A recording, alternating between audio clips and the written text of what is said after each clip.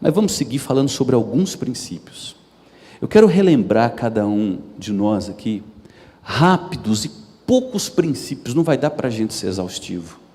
Princípios que nos são muito preciosos. O primeiro deles é o da defesa da família. Vá para Gênesis capítulo 2, a gente vai caminhar, e eu tentarei ser o mais breve possível, em alguns textos bíblicos que são basilares para mim e para você. Gênesis capítulo 2, Deus havia criado Adão, por fim criou Eva, não criou Eva da cabeça de Adão, para que ela não governasse, não criou Eva da planta do pé, para que Adão a oprimisse, antes criou Eva do lado de Adão, para que fosse parceira, caminhasse junto, lhe fosse complementar, a auxiliadora idônea, alguém que gozasse da mesma dignidade real, da mesma imagem e semelhança de Deus. Após criar Eva, Deus traz Eva a Adão, e ali ele celebra o primeiro casamento, e a instituição família nasce. Portanto, a instituição família não é uma invenção social, não é uma construção de uma tradição religiosa. A instituição da família vem da mente perfeita do próprio Deus que criou todas as coisas. E em Gênesis capítulo 2, versos 24 a 26, nós temos os princípios basilares que devem nortear a família. Por isso o homem deixa pai e mãe e se une à sua mulher. O texto nos fala de homem e mulher. Isso pressupõe maturidade. Constituir família é coisa séria, é coisa de gente grande, amadurecida nas emoções, amadurecida profissionalmente, gente que tem condições de encarar um relacionamento de fidelidade, de seriedade até o fim de seus dias. Deus criou um relacionamento heterossexual, uma mulher para um homem, não um homem para outro homem, não uma mulher para outra mulher. Está dando microfonia aqui, viu, queridos, no retorno, por favor.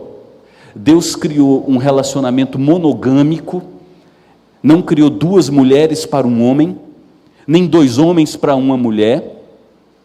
É por isso que não há, talvez, algo que fira mais uma família que uma aventura malfadada, um caso extraconjugal, o adultério. E Deus criou uma mulher para um homem, e o texto diz ainda, no final do versículo 24, que os tornou uma só carne. Deus os uniu. E repudiando o divórcio, é que lá em Mateus capítulo 19, Jesus disse: aquilo que Deus uniu, o homem não tem permissão para separar, e só acontece o divórcio por causa da dureza dos nossos corações. Então todo o sistema de valor que afronta a sacralidade da família como instituição divina, o sexo como projetado por Deus para ser usufruído dentro da fronteira maravilhosa do casamento, por um homem e uma mulher, todo o valor que afronta isso, afronta um princípio claro da palavra de Deus. Vá para o Salmo 128.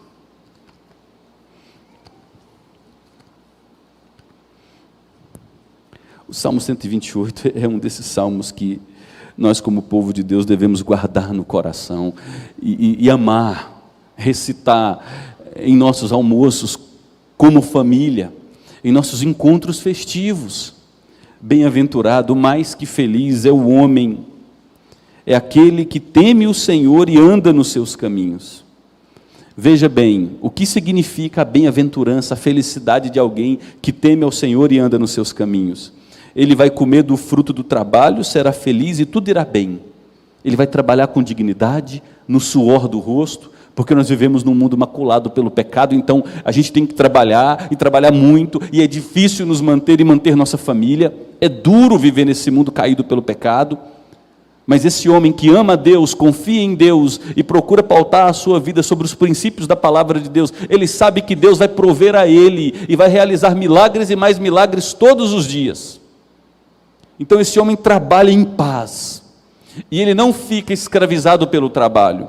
O texto do Salmo 128 segue dizendo que ele tem uma esposa no verso 3. E essa esposa, no interior da casa, é como uma videira frutífera. A videira de onde se extrai o vinho, e o vinho, para o judeu, o símbolo do prazer, a bebida para ser tomada à mesa, em comunhão com a família. O salmista segue falando dos filhos. Os filhos serão como rebentos da oliveira ao redor da mesa, de onde você extrai para fazer o azeite, outro item fundamental da culinária judaica. E o salmista está nos dizendo: veja como é feliz esse homem que teme a Deus. Ele tem um casamento, ele tem filhos. E o Salmo ainda diz, o Salmo 128, no verso 4, eis como será abençoado esse homem. E o texto termina no versículo 6, que ele veja os filhos dos seus filhos.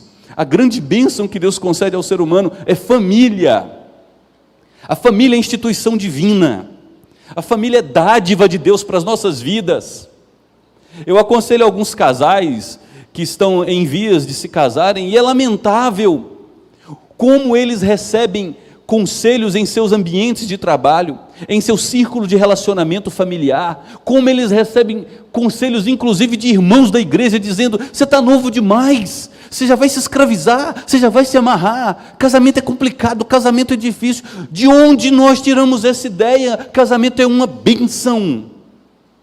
O que é difícil é a corrupção da nossa natureza.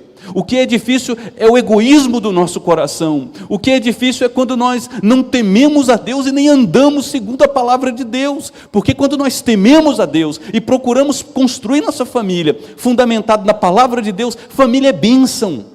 O que isso tem a ver com política? Tudo. Porque qualquer iniciativa política que não privilegie a família precisa ser de cara rechaçado por qualquer um de nós. Qualquer princípio ou valor de uma pessoa, de um partido político, que esvazie a família de sua importância, que queira macular a inocência das nossas crianças, precisa ser absolutamente confrontado por nós. Um outro princípio, a sacralidade da vida.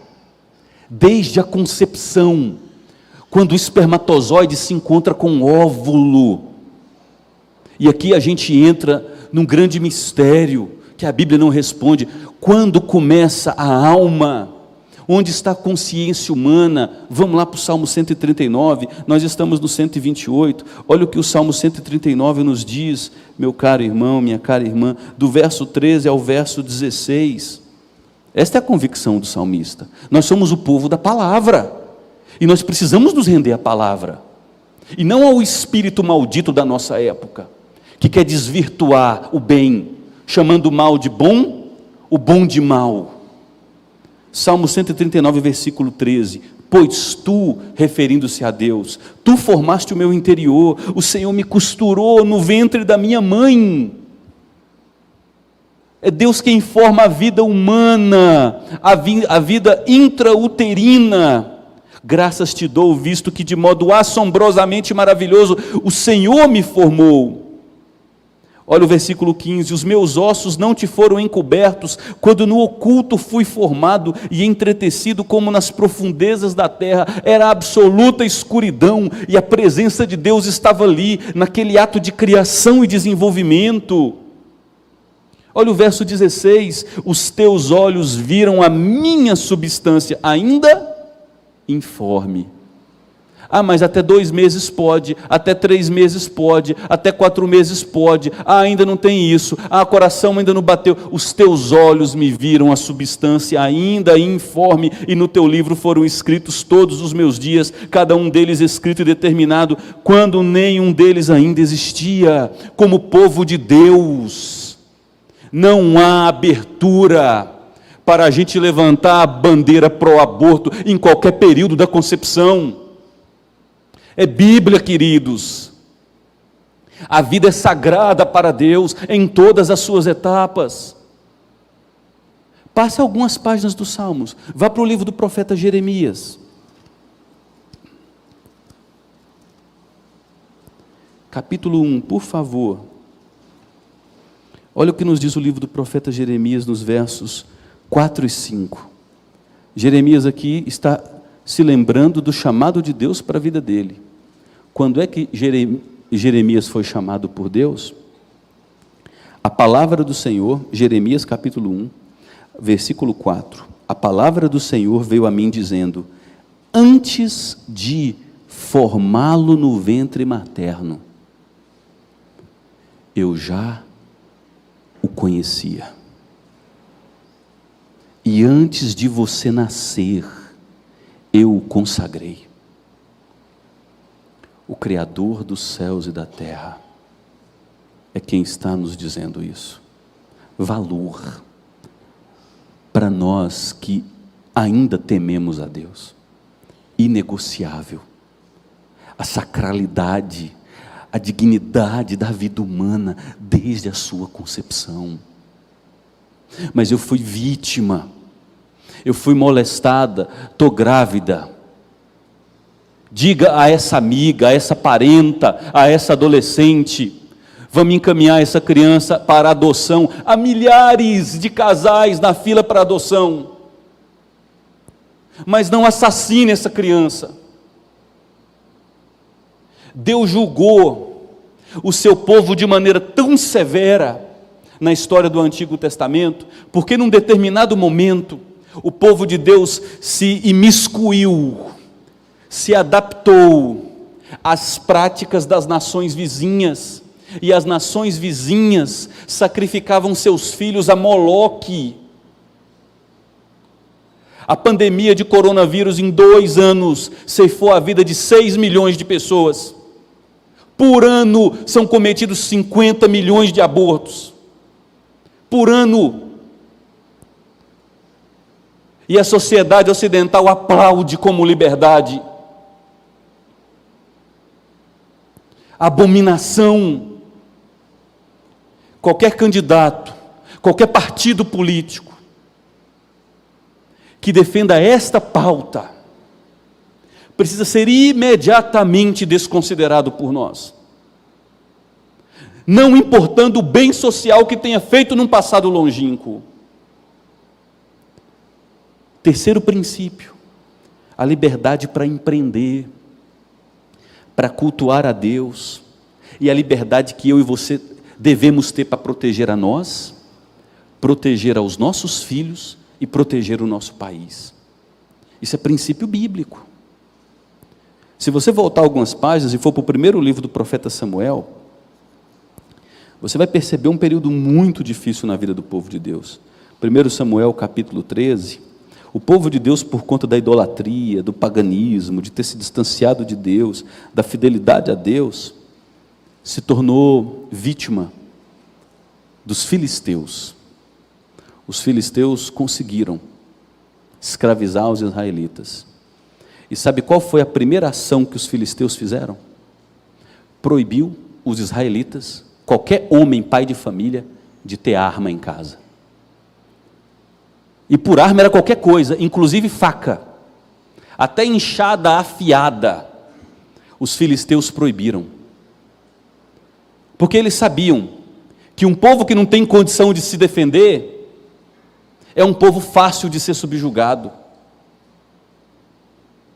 E que o direito de defender a si, a sua esposa, seus filhos, sua propriedade, seu país, é algo inegociável, inalienável, é um direito concedido por Deus.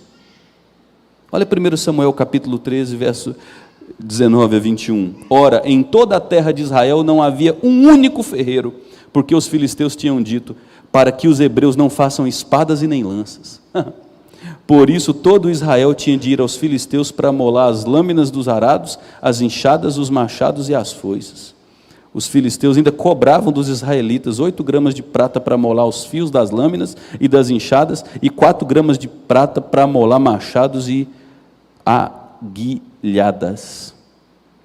Você sabe por que para o americano ter a posse de arma é um direito? Não é simplesmente para proteger sua casa, não. É para proteger o seu país contra eventuais invasões, ou para retirar do poder governos corruptos, governos tirânicos. Só que uma mentira dita 1000 vezes acaba caindo no nosso coração como uma verdade. A partir do momento que a gente começou a acreditar, em que momento a gente começou a acreditar que nós aqui como homens, líderes das nossas casas, responsáveis diante de Deus pelo pastoreio dos nossos lares, não podemos ter o direito de proteger nossa casa se necessário for de uma invasão, de um criminoso. Quando esse espírito de covardia, domesticado, feminilizado, começou a ser abraçado por nós como uma verdade inegociável? 1 Reis capítulo 12, fala de carga tributária. Você pode passar agora 1 Samuel, 2 Samuel, 1 livro de Reis capítulo 12. Terminou o reinado de Salomão, filho de Davi. Salomão foi sábio, astuto, muito inteligente. O reino dele prosperou, um reino de muitas riquezas. Só que teve um custo. Salomão colocou uma carga tributária tão pesada que o povo não aguentava mais. E o filho de Salomão, Reboão, era o herdeiro natural do trono. Mas tinha um outro líder carismático, chamado Jeroboão. Jeroboão tinha uma pauta: vamos desburocratizar, vamos limpar um pouco o Estado, menos Estado, chega de tanto Estado, vamos reduzir carga tributária. Só que Jeroboão não queria, num primeiro momento, começar uma guerra civil ou ser responsável por uma cisão em Israel. Então Jeroboão, com mais uma grande parte de Israel, 1 Reis, capítulo 12, versículo 10 a 12, chegou até Roboão e disse: olha, a gente não aguenta mais tanto imposto.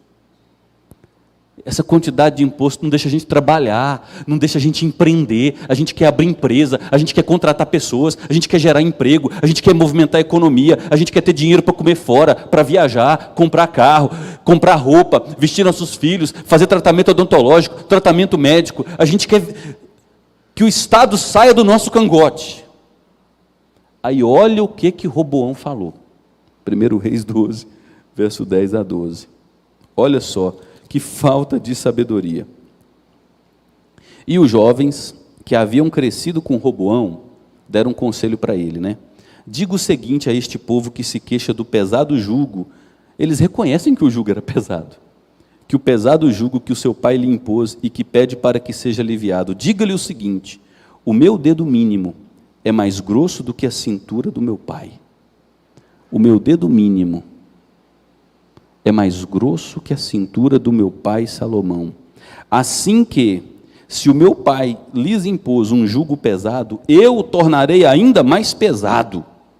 Meu pai castigou vocês com açoites, eu vou castigá-los com escorpiões. E aí o verso 12 nos diz que Roboão acolheu esse conselho maldito, disse a Jeroboão, mas os líderes que o seguiam, e lamentavelmente o povo de Deus rachou. O povo de Deus rachou em dois. Israel, com 10 tribos, se tornou o reino do norte, com capital em Samaria, e Judá, o reino do sul, com 2 tribos, com capital em Jerusalém.